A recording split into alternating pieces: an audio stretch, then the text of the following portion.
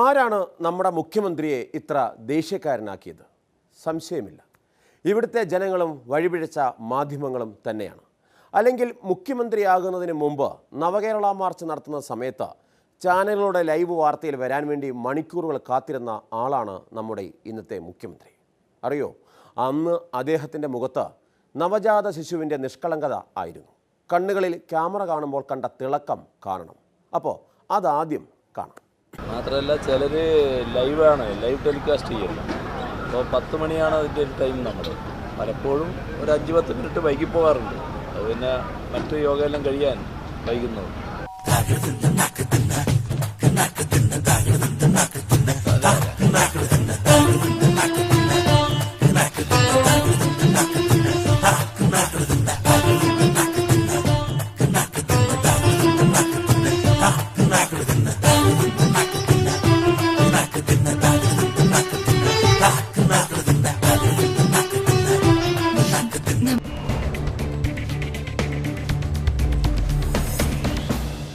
കോടതി വാതിൽ തുറക്കുമെന്ന പ്രതീക്ഷയിൽ കെ ബാബു. പ്രധാന വാർത്തകൾ. അപ്പോൾ നമുക്ക് തുടങ്ങാം അല്ലേ? 10 മണിയായില്ലേ? ഇപ്പോൾ പെരിന്തൽമണ്ണയിൽ നവകേരള മാർച്ചിന്റെ ഭാഗമായി പിണറായി വിജയൻ സംസാരിക്കുന്നു. തത്സമയ സംപ്രേഷണം.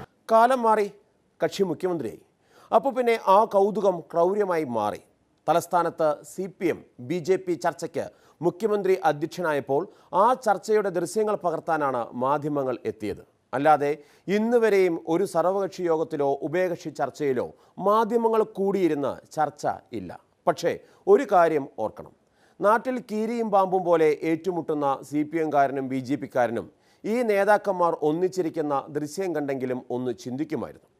പരസ്പരം കൈകൊടുക്കുന്ന കോടിയേരിയും കുമ്മനവും ഒരു സമാധാന ദൃശ്യമായി പുറത്തു വരുന്നത് മുഖ്യമന്ത്രിക്ക് ഇഷ്ടമില്ലെങ്കിൽ പിന്നെ എന്നാ ചെയ്യാനാ? ആട്ടിപ്പുറത്താക്കിയത് മാസശമ്പളം പറ്റുന്ന കുറച്ച് മാധ്യമപ്രവർത്തകരെ മാത്രമാണെന്ന് കരുതിയെങ്കിൽ തെറ്റി.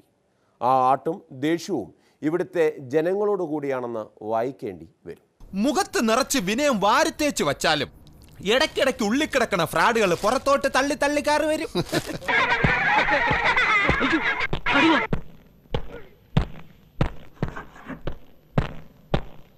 നിങ്ങൾ ഇവരെ സ്വീകരിക്കാൻ പറ്റില്ല.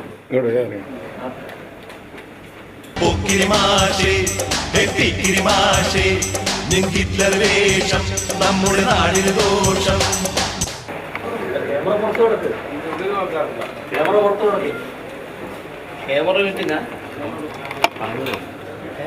എന്ത് പറഞ്ഞതാണെന്ന്?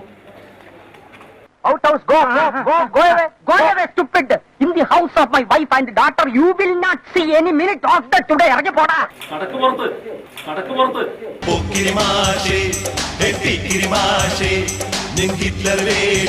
നമ്മുടെ നാടിന് ദോഷം. നീ പറഞ്ഞളഞ്ഞല്ലേ എന്റെ ഇടത്ത് ഭാഗത്ത് ഇരുട്ടാണെന്ന്? നന്നായിട്ടുണ്ട്. ഒരായസ് മുഴുവൻ മേക്കണോ എന്റെ അടി കൊണ്ട് നടന്നാലും അവസാനം അറവ് കത്തി തന്നെ കഴുത്തില്. നമ്മളില്ലേ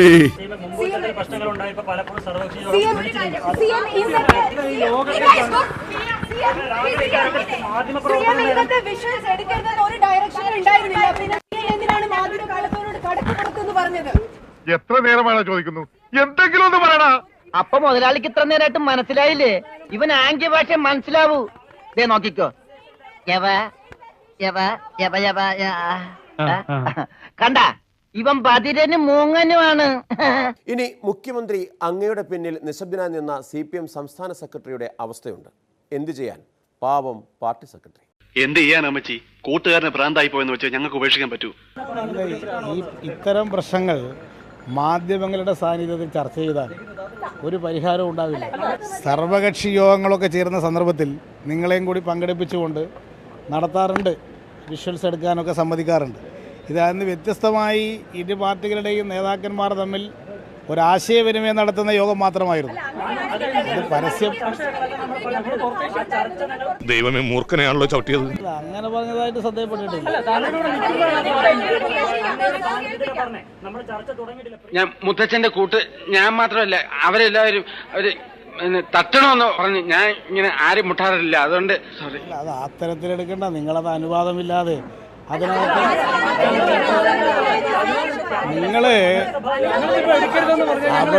അവിടെ സംഭവിച്ചത് നിങ്ങൾ ആദ്യമേ സ്ഥലം ഒക്യുപ്പൈ ചെയ്തു. ആ ഒരു പശ്ചാത്തലത്തിലാണ് കണക്കാക്കിയാൽ മതി.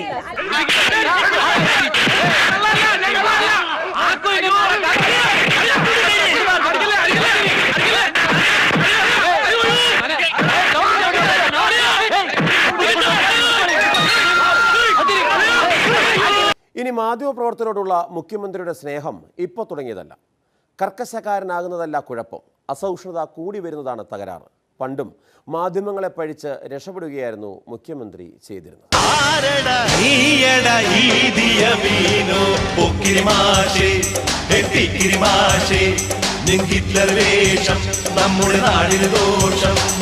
അത് കഴിഞ്ഞിട്ട് ഇപ്പൊ ഇന്ന് കുമ്മനായിട്ട് സംസാരിച്ചുകൊണ്ടിരിക്കുക. ഇത് ഫെബ്രുവരി 13 സംസാരിച്ചിരുന്നു കുമ്മനുമായിട്ട് മസ്കറ്റ് ഹോട്ടലിൽ അടച്ചിട്ട മുറി. അന്ന് പിന്നെ ആരും അറിഞ്ഞില്ല. എനിക്ക് വിവരം കിട്ടിയപ്പോൾ ഞാൻ നിയമസഭയിൽ ചോദിച്ചു, അങ്ങും കുമ്മനുമായിട്ട് എന്താ സംസാരിച്ചു, വല്ല ലാവലിൻ വിഷയമാണോ എന്ന് ചോദിച്ചു. അപ്പം അദ്ദേഹം നൽകിയ മറുപടി, കണ്ണൂർ പ്രശ്നം സെറ്റിൽ ചെയ്യാൻ വേണ്ടിയിട്ടാണ് ഞങ്ങൾ സംസാരിച്ചത്, അതിൻ്റെ ഗുണം ഉണ്ടായിട്ടുണ്ട് എന്നാണ് ഞാൻ പ്രതീക്ഷിക്കുന്നത്. ഇപ്പൊ ഗുണം കണ്ടു മിഞ്ഞാണ്. ഇന്നും അടച്ചിട്ട മുറിയിലിരിക്കുന്നുണ്ട്. ഇന്ന് അടച്ചിട്ട മുറിയിലിരിക്കുമ്പോൾ പത്രക്കാരെ കണ്ണെ പറഞ്ഞ് ഇറങ്ങിപ്പോടാന്നു. ഞാൻ ചോദിക്കട്ടെ, ഈ പിണറായിന്റെ ധാരണ ഇപ്പോഴാ പാർട്ടി സെക്രട്ടറിയുടെ ലെവല് വിട്ടിട്ടില്ല. ഇപ്പോഴും മുൻപിൽ കാണുന്നവരെയൊക്കെ AKG സെന്ററിലത്തെ പ്യൂണും ക്ലർക്കൊക്കെയാണെന്നാണ് ഇയാളുടെ ധാരണ. അല്ലെങ്കിൽ പത്രക്കാരോട് ഇറങ്ങിപ്പോടാന്ന് പറയാൻ ഇന്ത്യയിൽ തന്നെ ആരെങ്കിലും ധൈര്യം കാണിക്കും? അത്രയേറെ മോശമായിട്ടേ പെരുമാറും. അതായത് ആകെ എന്താ ചെയ്യേണ്ടതെന്ന് അറിഞ്ഞുകൂടാ. BJP-കാരൻ്റെ സഹായവും വേണം, എങ്ങനെയെങ്കിലും കസാരയിലൊന്ന് ഇരിപ്പ് ഉറപ്പിക്കുകയും വേണം. അതിന് കാണിക്കുന്ന ആക്രാന്തത്തിന്റെ ഫലമായിട്ട് ഇപ്പൊ പാർട്ടി ജനങ്ങളിൽ നിന്നും ഒറ്റപ്പെട്ടുകൊണ്ടിരിക്കുക.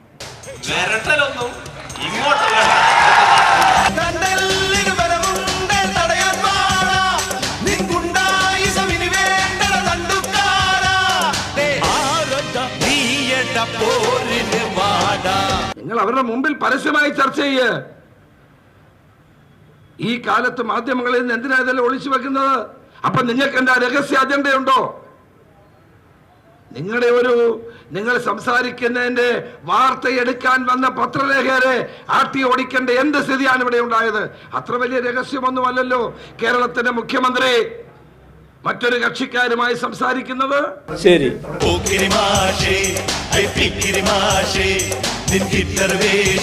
നമ്മുടെ നാടിന് ദോഷം. ഇനി നാട്ടുകാരോടായാലും പാർട്ടിക്കാരോടായാലും ഇതിലും കടുപ്പമായിരുന്നു അന്ന്. അദ്ദേഹം 4 എഴുത്തങ്ങ് എഴുതിയാൽ ഈ പ്രസ്ഥാനം ചട്ടപ്പെട്ടപ്പെട്ടോ എന്ന് പറഞ്ഞങ്ങ് തകർന്നു പോകുന്നു. ഇപ്പോഴത്തെ പിള്ളേർ എടോ ഗോപാലകൃഷ്ണ, താൻ ഏത് നാട്ടിലാ ജീവിച്ചത്? അങ്ങോട്ട് നിൽക്കണം. അല്ല, എല്ലാ നേരവും എടുക്കുന്നുണ്ട്. എല്ലാ നേരവും എടുക്കുന്നോണ്ട് ഇനി കുറച്ചു നേരം നിന്നേരം എടുക്കാൻ വേണ്ടി എടുത്തു കഴിഞ്ഞിട്ട് നിങ്ങൾ പറഞ്ഞാൽ പിന്നെ പോകാം. എപ്പാന്ന് വെച്ചാൽ നിങ്ങൾ ആ പണിയുള്ളവരല്ലേ? നിങ്ങളെന്താ ആദ്യമായിട്ട് ചെയ്യുന്ന ആ പണി? നിങ്ങൾ ഇതിനു മുമ്പിൽ ചെയ്തിട്ടില്ലേ? നിങ്ങള് ആളുകളെ കൂട്ടിപ്പോയി പിന്നെ ചുമരിന്റെ മേലെ പോസ്റ്റർ ഒട്ടിപ്പിച്ച് എന്നിട്ട് പിടിച്ച കഥകളില്ലേ? അങ്ങനെ എന്തെല്ലാം കഥകൾ നമ്മൾ തമ്മിലുണ്ട്. അത് വേറെ. എനിക്ക് അറിയാൻ മേലാത്തോണ്ട് ചോദിക്കുക, താൻ ആരുവാ? നാരായണ പൂരായണ പോവേ. തനിക്കൊരു വിചാരമുണ്ട് താൻ ഏതോ കോപ്പിലെ വലിയ രാജാവാണെന്ന്. താൻ ഒരു പുല്ലുമല്ല. കഴിഞ്ഞില്ല. കടങ്കഥ പാട്ടുകാരനെ പോലും വിരട്ടിയ ആളാണ് നമ്മുടെ മുഖ്യൻ.